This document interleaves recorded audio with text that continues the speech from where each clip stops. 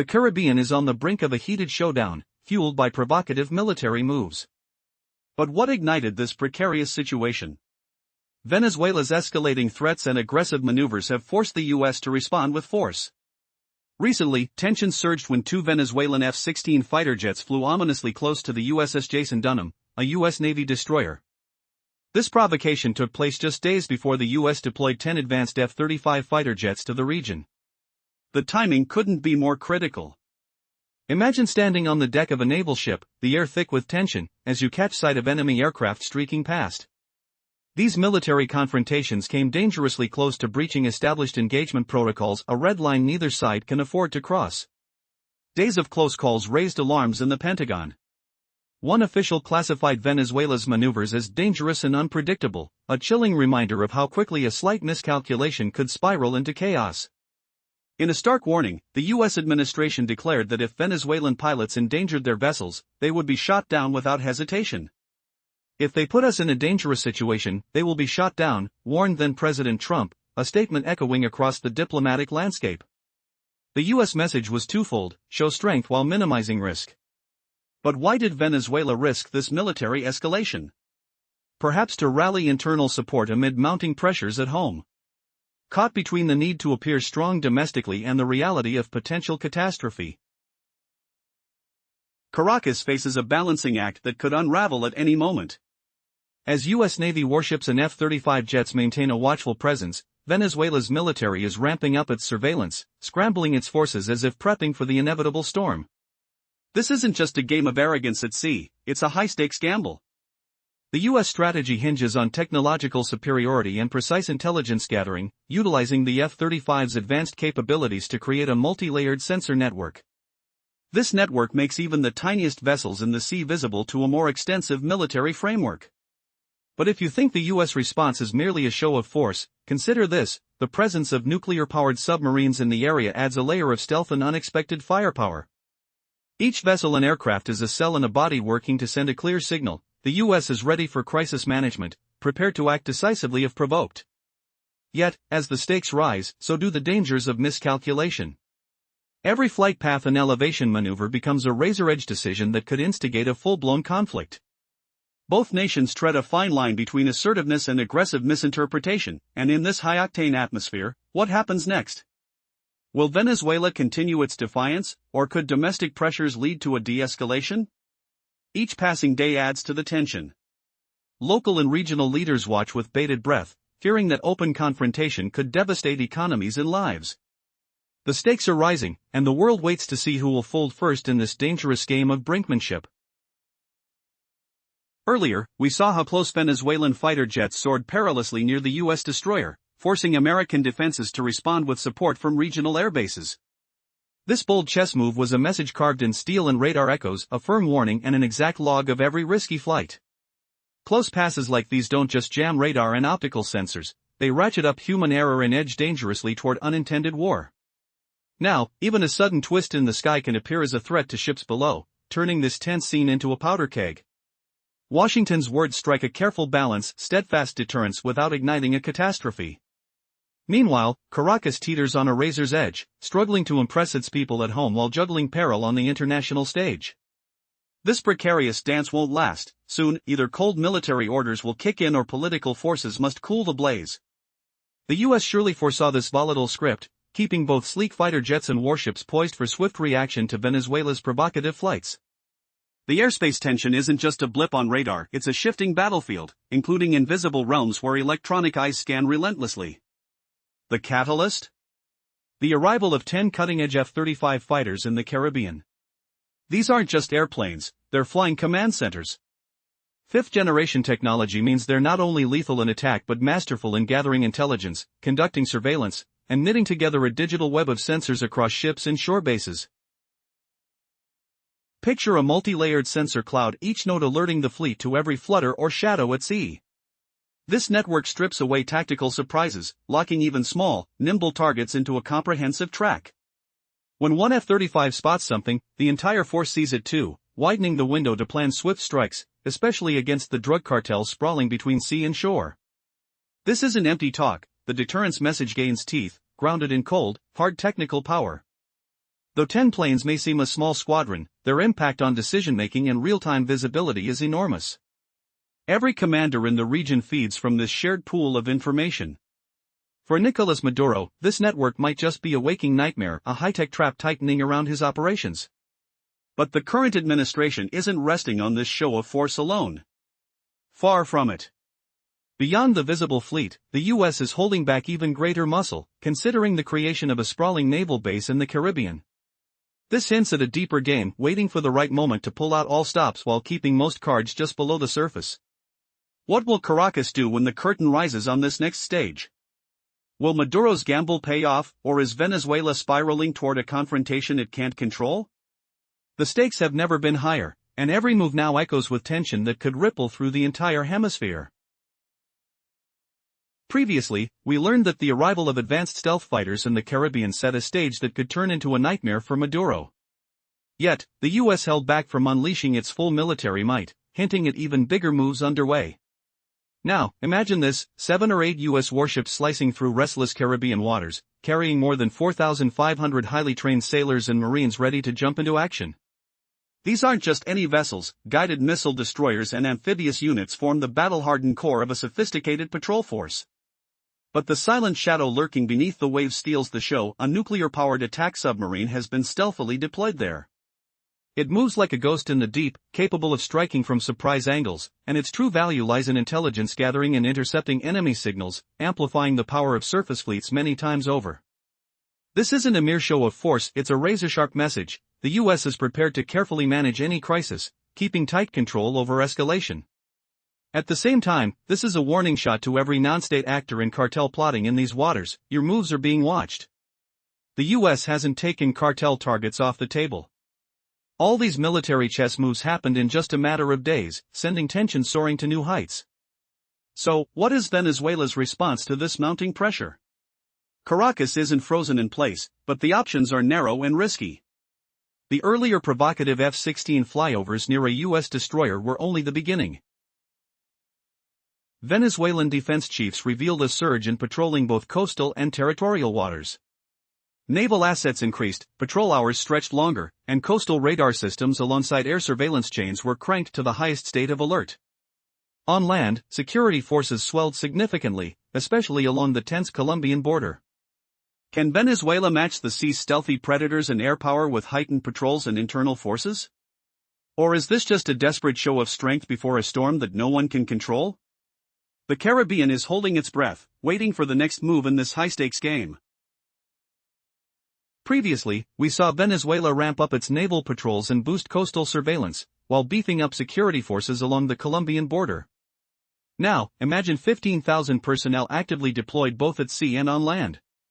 This surge is wrapped in a narrative focused on combating cartels and clamping down on smuggling routes. But is this just about internal security, or something more sinister?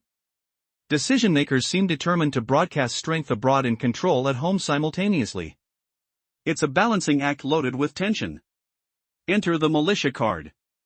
Venezuela claims a nationwide volunteer militia numbering in the millions, a shadow army ready to bolster the regular military. On paper, this sounds like overwhelming force ready to defend critical infrastructure and maintain order inside the country. Yet, the reality cracks this facade. Poor training, chaotic logistics, and fragmented command weaken this militia's true battle readiness. Could this volunteer force be more a source of turmoil than deterrence? Far from a professional army, it spreads like a visible, yet fragile, shield around cities, reinforcing the narrative of looming external threats. But when push comes to shove, militias don't replace seasoned soldiers nor elevate the fighting capacity. This tactic is political, a show of force aimed more internally than externally. What about the neighboring nations watching this Caribbean powder keg? They tread carefully, caught between political posturing and urgent pragmatism. Colombia doubles down on military presence near its border, cracking down harder on smuggling routes. Wary of spillover violence. The small island nations in the Caribbean basin stand on edge, desperate for calm to protect their fragile economies dependent on maritime trade and energy flows. Meanwhile, Brazil and Mexico urge dialogue, calling for diplomatic channels to stay open despite rising tensions. Cuba's stance is intriguing, rhetoric hardens, yet cautious restraint prevails on the surface. As Venezuela flexes its internal muscle and the region braces for impact, a question lingers: will these maneuvers prevent or provoke a crisis none can afford? The Caribbean's air and sea corridors hold their breath, waiting for the next move in this deadly chess game. What happens when local politics collide with great power ambitions? The stakes couldn't be higher, and the shadows of conflict grow longer with every passing hour. Previously, we explored growing worries across Caribbean nations. These countries depend heavily on steady trade and tourism, fearing that any open military clash could devastate their fragile economies. Regional voices call for diplomacy, hoping to keep communication channels alive amid rising tensions. Yet, beneath these calm appeals, the risk of a sudden misstep lingers like a charged thundercloud ready to explode. Imagine the quiet hum of radar screens slicing through warm, ocean air, suddenly pierced by flashing warnings and tense voices over the radio. This is the razor's edge where diplomacy meets danger. The United States, aiming to return order and push out the Maduro regime, has framed its military actions within a strict limited strike doctrine. Instead of targeting Venezuela's entire military, operations zero in on maritime and aerial nodes tied to organized crime networks. Each target is thoroughly verified by intelligence teams, every strike backed by a careful legal framework designed to minimize mistakes. This precision relies heavily on the advanced sensor networks built around their formidable fleet, particularly the MEF F-35's fifth-generation fighter jets. These jets create a complex web of surveillance by linking their onboard sensors with naval radars, increasing the chance to spot and track cartel movements early. It's a sophisticated ballet of technology and tactics that compresses decision-making time and shapes sharper, more informed responses. The plan is clear, the focus narrow, and the political signals sound loud and deliberate. But what if the dance falters? What if a flash of radar lock is mistaken for aggression? Fleeting moments can trigger irreversible actions. Close formations of aircraft flying near naval ships, combined with the thrumming of heavy maritime traffic, heighten the chances for miscommunication. Visual confirmation and maintaining safe distances aren't just protocols, they're lifelines preventing catastrophe. Venezuelan pilots must adhere strictly to predetermined routes and altitudes to avoid accidental clashes. Yet, even with discipline, certain maneuvers such as radar locks, illuminating targets with onboard sensors, or following too closely, can spark fears, easily misread as hostile intent. The line between sending a firm message and provoking an attack is razor thin. Should confusion erupt, naval defense systems could respond automatically, escalating tensions within seconds. How well can both sides maintain patience when every action carries potential for disaster? The Caribbean's fragile equilibrium may hinge on this delicate balance, where one errant move could trigger a crisis stretching beyond months, shaking the entire region's future. Tensions have reached a boiling point in the Caribbean, as the specter of conflict looms ominously over the waters. As the United States has deployed 10 advanced fighter jets to the region, Venezuelan forces have taken provocative actions that could ignite a dangerous encounter. The airwaves crackle with the sounds of military maneuvers, while the stench of sweat and anxiety fills the air. Will these moves lead to an explosive showdown, or can cooler heads prevail? In a tense standoff, the Venezuelan government has ramped up its naval presence with small, agile boats and coastal radars, aiming to create a formidable barrier against America's might. Their strategy hinges on complicating navigation for larger vessels, yet this plan is fraught with vulnerabilities.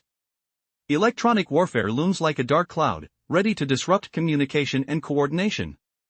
The U.S. employs sophisticated techniques that can unravel Venezuela's defenses, turning their efforts into mere echoes of defiance. But the stakes are even higher. The Venezuelan coastline is dotted with sensitive infrastructure, oil ports and urban centers vulnerable to aerial assault. The government realizes that sheer numbers aren't enough, coordinated training and disciplined operations are paramount. A single misstep could spell disaster, possibly setting off a crisis that lasts for months. They believe they can stand firm amid the pressure from the U.S. Navy. Yet, the weight of this belief hangs heavy upon their shoulders. Meanwhile, Washington is not merely focused on a drug war, they're engaging in. Previously, we saw Moscow framing the U.S. military buildup in the Caribbean as a power play, while Beijing held firm to its non-interference stance. This rhetoric aims to sow doubt among regional leaders, raising the stakes even higher. But beneath the political posturing, there's a surprising reality: practical needs for maritime security are nudging these rivals toward cautious cooperation. Now, let's dive deeper. Could this standoff spiral beyond the Caribbean and drag Russia, China, and even other global powers into a deeper crisis? The future is a trapdoor with three possible outcomes. First, a tense but controlled stalemate. The U.S. maintains its intense patrols and military presence, but limits or delays strikes against cartel targets, waiting for the right intelligence. The show of force continues, but without crossing a dangerous line. Second, a rapid but precise strike. Limited, surgical attacks based on solid evidence could hit cartel hubs swiftly, then U.S. forces pull back, letting political messaging do the heavy lifting. It's a calculated punch, followed by cautious retreat. Third, the darkest path, accidental escalation. Imagine a close flyby, or worse, a collision at sea. A split-second miscalculation could ignite a crisis that spreads like wildfire. This nightmare scenario would slam regional economies and maritime trade, causing waves far beyond the battlefield. The political fallout would be brutal, forcing both sides into costly retreats. Commanders on both sides know this risk all too well. Their focus is sharpest here, preventing a spark from turning into a blaze. Today's signs fluctuate between calm deterrence and limited strikes, but the real game-changer is economics. The U.S. carefully balances cost and risk. Its joint naval and air operations work like clockwork, every target identified and confirmed through strict legal and diplomatic channels. This precision shrinks the margin for error, forcing Venezuela to weigh every move against rising costs. As the price rises, so does caution. The Caribbean sea lanes are more than just water routes. They're lifelines for energy and trade. Behind every military maneuver, the silent pulse of the economy beats steadily, the ultimate arbiter in this high-stakes chess game. So, what happens if a single mistake shatters this fragile balance? Can reason hold against rising tensions? The answers remain hidden in the churning waves ahead. What if a single misstep in the Caribbean ignited a wildfire no one could control? The tension hovering over these waters isn't just about power, it's a deadly game where every move tightens the noose of disaster. Imagine warships slicing through restless waves, fighter jets roaring overhead, and invisible lines drawn in the sky, waiting for a spark. How close are we to a catastrophe born from a simple mistake? The last scene left us with a world teetering on razor-thin margins. The stakes rise with every patrol, every warning signal, every calculated risk. The Caribbean's vital sea lanes hum with the flow of energy and trade, their stability fragile under the strain of military posturing. Now, as the stakes escalate, both sides face an impossible choice: push forward into uncertainty or pull back to avoid disaster. Even a brief clash would send shockwaves through global markets. Insurance rates would soar overnight, choking the arteries of commerce and energy supply. Regional nations, feeling the tremors beneath their feet, cry out for calm amid the storm. Venezuela struggles to fund its ceaseless high alert, every patrol, every flight, draining precious resources. Washington, too, counts the mounting cost of a prolonged military presence, knowing the price tag is as high as the tension itself. Both sides, trapped in this perilous dance, recognize the wisdom of measured risk. They cling to control, aware that the field offers no room for error. Yet, zero risk is a myth. To prevent disaster, back channels of communication remain alive, whispering behind the scenes. The harsh public exchanges mask a quieter, more urgent dialogue, military protocols designed to diffuse tension before it explodes. Rules of engagement are etched in stone, every aircraft must identify itself clearly, every naval maneuver follows strict coordination. Visual signals and radio calls thread a fragile web of predictability through the skies. Pilots adjust speed and course with clockwork precision, each patrol logged and reviewed against strict de-escalation checklists. Even psychological thresholds are managed carefully, composure becomes a weapon as vital as any missile. But beneath this veneer of control lurks danger. False alarms, deliberate misinformation, and misinterpretations threaten to shatter this delicate balance. Verification systems have been reinforced, but the margin for error remains perilously slim. Every radar blip, every sudden maneuver, carries the weight of potential catastrophe. Inside Venezuela, the crisis is a relentless drain. Fuel reserves dwindle under constant patrols, aircraft maintenance suffers as flight hours pile up, and the Navy's wear and tear accelerates. The militia, called up to bolster internal security, strains under endless operations, with fatigue seeping into every city street. The government's fiery rhetoric fuels national pride but cannot mask the growing exhaustion beneath. This exhausting cycle of tension and restraint reveals a pattern, loud words paired with cautious steps. Political theater masks a harsh reality: neither side can afford unchecked escalation, yet neither can afford to appear weak. The balance is fragile. A high-stakes gamble played out in the skies and waves of the Caribbean. What happens when the balance breaks? When rhetoric no longer suffices and fatigue turns to frustration? The answer lies hidden beneath the surface, where every warning light flickers with the threat of a crisis spiraling beyond control. The question remains: who will blink first, and what will the cost be when silence finally shatters? In the tense landscape of the Caribbean, a precarious balance of power is at play. The United States has made clear its intention to alter this equilibrium, deeming the Maduro regime in Venezuela as illegitimate. Trump is poised to issue immediate orders to counter any threats posed to the U.S. Navy. A red line has been drawn: any direct, aggressive action toward naval or air assets will not be tolerated. Situations involving radar locks, low-altitude passes, or signs of potential weapon deployment trigger a protective response. This response operates within a narrow window of international law, aiming to safeguard military assets while avoiding escalation. The command structure is prepared for rapid action, ensuring that every alarm is confirmed before proceeding. The essence of crisis management lies in discipline and precision. The outcome of this standoff hinges on the intentions and capabilities of both parties. The U.S. is committed to a flexible yet firm stance in the Caribbean, operating within a defined legal framework. Meanwhile, Venezuela crowds the scene, but its ability to challenge the U.S. remains limited. Regional neighbors are increasingly vocal, advocating for stability and stepping back from confrontation. The most plausible scenario is one where limited options remain on the table, deterrence is maintained, and accidental escalations are avoided. In this delicate dance, diplomacy and information management are vital. Behind the surface, economic pressures loom large, influencing decisions and actions as the crisis unfolds.